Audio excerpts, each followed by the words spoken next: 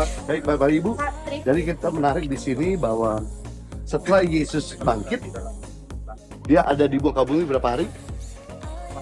40 hari. Dia menampakkan diri kepada murid-muridnya, membuktikan bahwa dia hidup kan, dan mengajarkan tentang kerajaan Allah berulang-ulang. Yesus lewat sekali setelah dia bangkit, dia mengajarkan kerajaan. Lalu setelah itu dia naik ke surga. Naik ke surga di sini disaksikan oleh banyak orang. Ada 500 murid menyaksikan.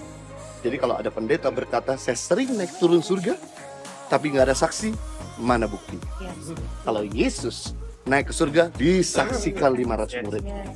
Dan ketika murid-murid melihat Yesus ke atas, dan kemudian murid-murid terpesona, malaikat Tuhan datang dan berkata, kenapa kamu terpesona terus lihat ke atas?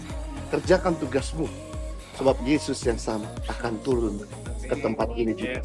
Nah, yang menarik, ada 5 masterpiece kehidupan Yesus. Yang pertama, nubuat tentang kelahiran Yesus sudah digenapi. Yang kedua, nubuat tentang kehidupan Yesus juga sudah digenapi. Yang ketiga, nubuat tentang kematian Yesus juga sudah digenapi. Yang keempat, nubuat tentang kebangkitan Yesus sudah digenapi. Yang kelima, nubuat tentang kenaikan Yesus sudah digenapi. Tinggal satu nubuatan yang belum digenapi, yaitu kedatangan Yesus. Kalau yang 5 ini digenapi, maka yang terakhir segera digenapi. Nah, jeda waktu kita antara Yesus naik dengan Yesus nanti turun, Yesus memberikan tugas, amanat kepada murid-muridnya dan kepada kita untuk pergi memberitakan Injil. Pertanyaan adalah, kenapa Yesus telah diberikan Bapa kepada kita? Kenapa Bapa di surga ambil kembali dia? Kenapa Yesus telah diberikan kepada dunia, lalu Bapak kenapa ambil kembali? Bukankah Bapak kita adalah Bapak yang baik? Bukan seperti anak kecil, udah kasih sesuatu, diambil lagi. Namun kenapa kasus Yesus harus diambil kembali ke surga?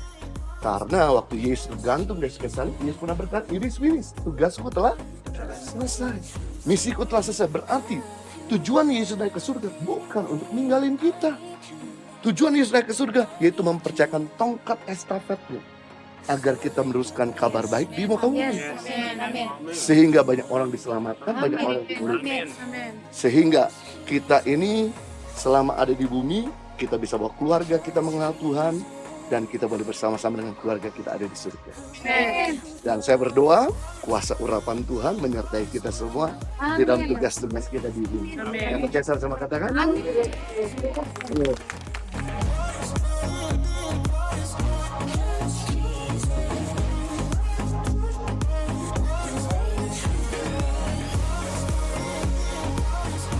Bahasa Yunani adalah bahasa internasional, seperti bahasa kita bicara dengan orang berbeda negara, bangsa. Seperti sekarang ini bahasa Inggris. Yang kedua, Yesus menggunakan bahasa Ibrani. Bahasa Ibrani adalah bahasa formal. Kalau kita bicara sama orang lebih tua atau bicara di depan para umum, itu menggunakan bahasa Ibrani. Yang ketiga, Yesus menggunakan, waktu dia hidup di bumi ini, bahasa Arab. Bahasa Arab adalah bahasa pasif, bahasa gaul, bahasa proker. Nah, yang menarik yang Yesus ajarkan kepada murid-murid bukan pakai bahasa internasional Yunani, bukan pakai bahasa Ibrani yang formal, tapi dia menggunakan bahasa Aram, bahasa pasar, bahasa sehari-hari. Bapa kami di surga, berikan aku makanan cukupnya. Berarti Yesus sudah mengajarkan kepada murid-murid, hei, kalau berdoa jangan terlalu bertele-tele, simple, sederhana.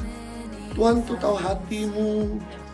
Ungkapkan itu dengan perasaan hatimu, dengan kata-kata yang kau mengerti, bahasa yang sederhana. Bapa di surga mendengar. So, mulai hari ini jangan sok suci, pakai bahasa sehari-hari. Amin.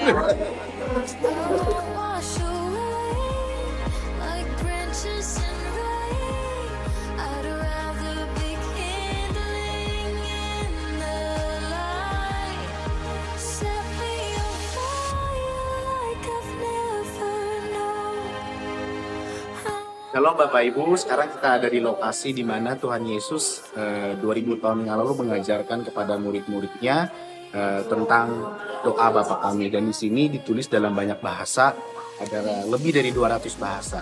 Jadi kita sangat diberkati sekali melalui Injil. Tuhan Yesus memberkati.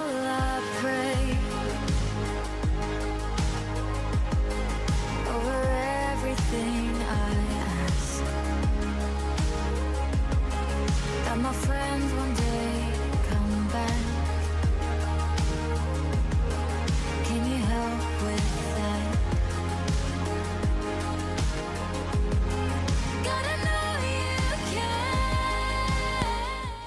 Shalom. Kami lagi di store di kota Bethlehem. 4 saudara-saudara seiman, orang-orang Kristen yang ada di Israel. Mereka mempunyai kerajinan begitu banyak. Setelah pandemi 2 tahun mereka sangat-sangat tutup, tidak ada penghasilan. Dan saat ini kami ada sebagai saudara seiman, kami mau memberkati mereka untuk sebagai oleh-oleh, juga untuk sebagai kenang-kenangan dalam kehidupan kami. Terima kasih, Tuhan Yesus berkati.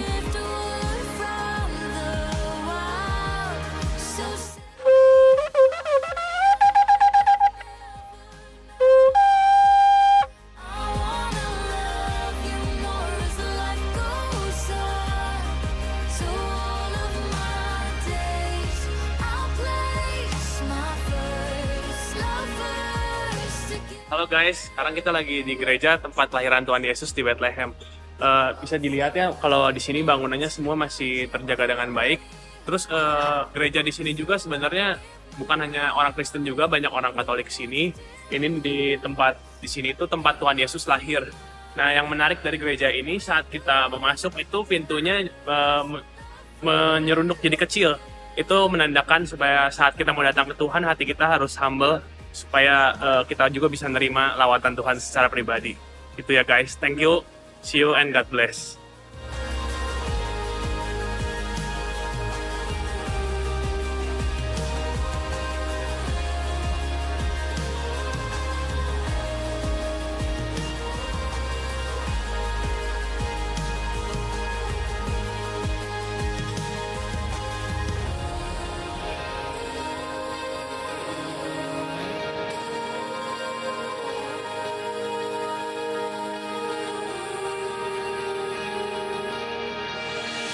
So set me on fire like I've never known. I wanna love you more as life goes on. And all of my days I'll place my first love first again.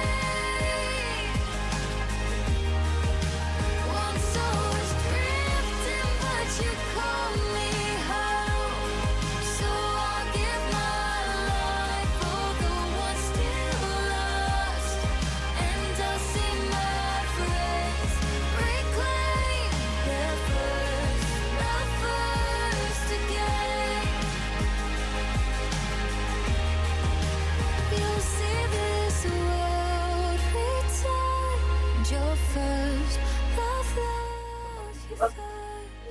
Bisa lihat lubang di atas yang tadi dia diturunkan dalam keadaan diikat, ya, kemudian disinilah dia dipenjarakan selama kemalaman tanpa makan, tanpa minum.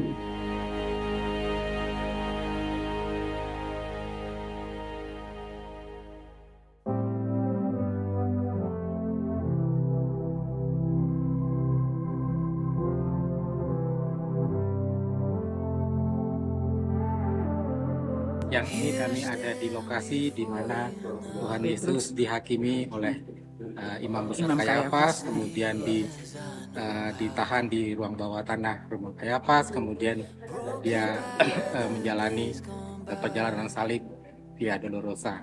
Sungguh menyenangkan dan mengharukan. Thanks God for His grace. Terima kasih.